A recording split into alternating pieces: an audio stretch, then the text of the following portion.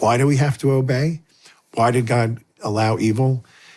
There had to be something in the garden that was forbidden from Adam and Eve in order that they could show that out of love for God, they would obey him. That's the only way you can show you love somebody, is by actually doing what they ask you to do. If there was no rule at all, how do you know? How do you know if you're really going to step up and love him?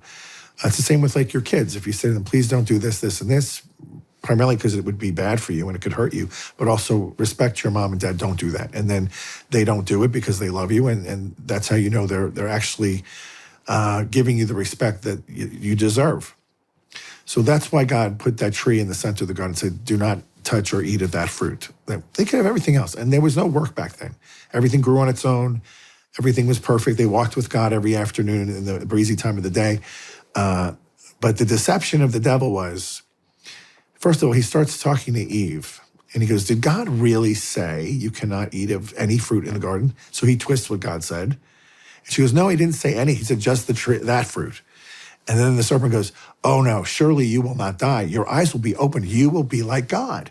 So now Eve, for the first time, and she's completely happy up to this point. She has no wants in her life. She thinks now suddenly God's holding out on her, that there's something that's going to make her more happy if she gets it. And he tricks her. And she gets her the serpent gets her to eat it, and she gives some to Adam. He eats it, and then their eyes are open. They realize they've committed the worst possible sin they could do. And it drags all of us down. But God doesn't despair there. He has a plan. It's a rescue mission. You'd be familiar with rescue missions. This was the greatest rescue mission of all time, when Jesus is going to come into the world, and he's going to take down the devil on a different kind of tree, on a cross.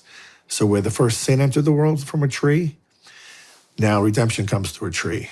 Where Eve fell, the Blessed Mother brings forth the new plan by saying yes to God and allowing the second person Trinity to become incarnate in her womb.